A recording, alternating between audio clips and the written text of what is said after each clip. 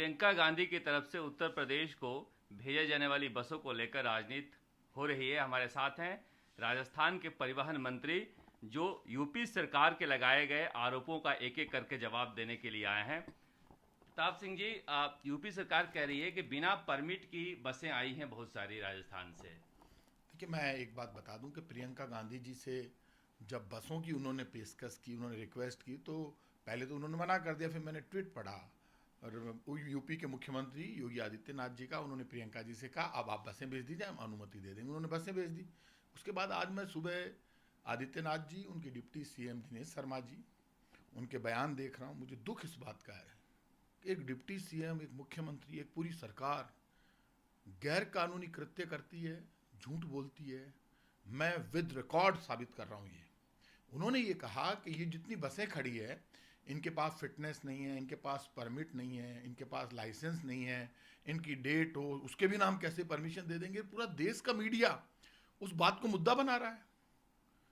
भारत सरकार के परिवहन मंत्री नितिन गडकरी जी ने केंद्र सरकार की ओर से एक आदेश जारी किया 1 फरवरी को, जिसकी कॉपी मैं आपको दे रहा हूं, और ये कहा कि 31 जून तक किसी भी गाड़ी का परमिट नहीं है, कुछ भी नहीं है, जो रद्द हो गया वो 31 जून तक सब मान्य रहेंगे। मतलब जिसके पास नहीं है उनकी सबको 31 जून तक परमिट किया गया है, उनके फिटनेस जो रद्द हो गई है वो 31 जून तक मानी जाएगी। वो कह रहे हैं प्राइवेट बसें, मैं रूल की बात, कानून की बात कर रहा हूं, प्राइवेट बसें आप हमको हैंड ओवर कर दो। प्राइवेट बस कभी हैंड ओवर नहीं होती। प्राइवेट बस वाला रोड पे निकलता, मजदूरों को बिठाता, उनके गांव में छोड़ के वापस आ जाता। तो किराए की बसें हैं। प्रियंका गांधी जी या कांग्रेस उनकी मालिक नहीं है। बीजेपी का दूसरा आरोप है कि राजस्थान सरकार दूसरे राज्यों के मजदूरों को जो अपने यहाँ हैं वो क्यों नहीं भेज रही है। बिल्कुल ठीक कह रही हैं, वो आरोप लगा सकते हैं, लेकिन डिस्कस करना चाहिए प्यार से और ईमानदारी से। हम पाप करेंगे तो हमें पाप का परिणाम भुगतना पड़ेगा, लेकिन आप पाप करोगे तो आपको भी तो भुगतना पड़ेगा, यूपी सरकार को भी। केंद्र सरकार की भूमिका तो गौण है। मुझे दुख इस बात का, यूपी का इतनी बड़ा झंझट हुआ, नितिन गडकरी जी को सामने आकर बोलना चाहिए था कि भाई हमारे ही आदेश हैं। उनको भी पता है, उनके अधिकारी भी फंस गए हैं। जिन्होंने प्रियंका जी के निजी सचिव के खिलाफ मुकदमा दर्ज कराए ना, वो मुकदमा उनके खिलाफ नहीं होगा। मुकदमा दर्ज होगा वहां के ट्रांसपोर्ट मिनिस्टर, मुख्यमंत्री और डिप्टी सीएम के खिलाफ। क्योंकि आपके चैनल पे जो बयान दिए ना उन्होंने आज तक पे, वो बयान रिकॉर्डेड है, वो आज तक से गायब नहीं होंगे। जो ट्विटर पे ट्वीट किया है मुख्यमंत्री योगी आदित्यनाथ ने कि मैं अनुमति दूंगा, आप बसें ले आए, और नितिन गडकरी जी कहते हैं 31 जून तक आदेश है भारत सरकार का, कोई फिटनेस सर्टिफिकेट की जरूरत नहीं है, किसी परमिट की जरूरत नहीं है। वो आदेश की कॉपी मैं आपको दे रहा हूं, अभी आपके व्हाट्सएप पे आ गई है वो।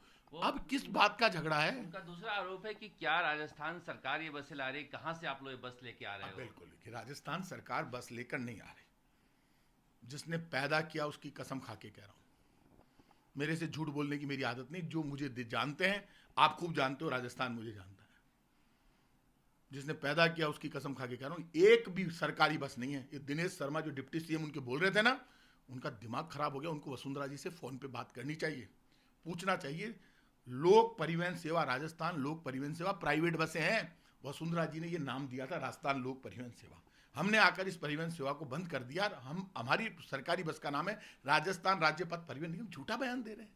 सरकारी बस नहीं है, किराए की हुई बसें। तभी तो ड्राइवर बेचारे कह रहे हैं हमें 4 दिन हो गए, हम परेशान हैं यहाँ आसपास। तभी तो हंगामा हुआ, ड्राइवरों ने किया। क्यों किया बेचारों ने? इसलिए कब तक रुकेंगे वो वहां पर? ये बार बार कहना मुझे आश्चर्य है, और दुख इस बात का है कि ये इस तरह का बयान दिनेश शर्मा जी दे कैसे सकते हैं कि सरकारी बसें खड़ी कर दी। राजस्थान की सरकार ने, पहली सरकार है अशोक गहलोत की सरकार, एक चीफ मिनिस्टर जिसने श्रमिक बस सेवा नाम दिया। अच्छा काम किया। सब जगह कैंप लगे हुए। हमारे मजदूर पैदल जा रहा होता है, हम उसको कैंप में लेकर जाते हैं, वहाँ बैठाते हैं, खाना वाना खिलाते हैं, बिस्किट विस्किट। वहाँ टीचर्स की ड्यूटी लगी हुई है, उनकी लिस्ट बनती है। ट्रेन वालों को ट्रेन में भेजते हैं, बस वालों को बस में भेजते हैं। श्रमिक बस सेवा से फ्री में उनको लेकर जाते हैं। वो कह रहे हैं हमारे पास 25,000 बसें हैं यूपी में, हमारे पास तो सिर्फ 4,000 बसें हैं। हम 4,000 बसों से राजस्थान में ना लाठीचार्ज हो रहा है, ना झगड़ा हो रहा है, ना झंझट हो रहा है।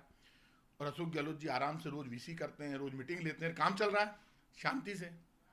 तो उनके यहाँ इतना बड़ा हंगामा कि वो रोज लाठियां मार रहे हैं, और फिर टीवी पे आके झूठ और बोल रहे हैं, लड़ रहे हैं। और मुझे दुख, एक और बुरा मत मानना, मैं आज तक के जरिए कहना चाहूँगा, आपके चैनल की इमेज है, मैं मीडिया के लोगों से रिक्वेस्ट करूँगा। आज कई मीडिया पे मेरी बहस हुई, सुनना ही नहीं चाहते पूरी बात। एक ट्रांसपोर्ट मिनिस्टर बोल रहा है, क्लियर करना चाहता है, अचानक उन दिनेश शर्मा जी को ले आते हैं, वो झूठ बोल रहे हैं, गैरकानूनी बोल रहे हैं।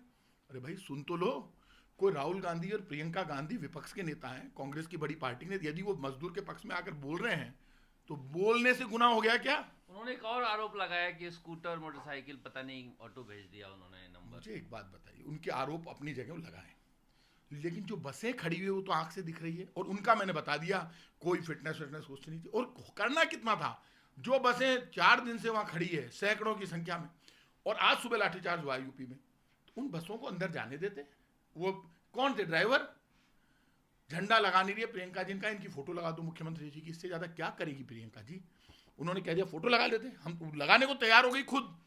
फिर वो जाती बसें रास्ते से उठाती, उनको घर पे छोड़ के वापस आ जाती। लेकिन मैं आज कह रहा हूं, ये मुकदमा प्रियंका गांधी जी के सचिव के खिलाफ नहीं होगा, ये वहां के राजस्थान के, उत्तर प्रदेश के मुख्यमंत्री, उनके डिप्टी सीएम, उनकी सरकार के खिलाफ होगा। और यदि वो मुकदमे भुगतने को तैयार नहीं हो तो राजा है, कुछ भी कर सकते हैं। केंद्र में उनकी सरकार यदि नहीं है तो नितिन गडकरी जी को और प्रधानमंत्री जी को जवाब देना चाहिए कि मुख्यमंत्री और दिनेश शर्मा जी झूठ बोलकर और कैसे बच सकते हैं, क्या इनके लिए कोई कानून लागू होता है क्या इनके ऊपर?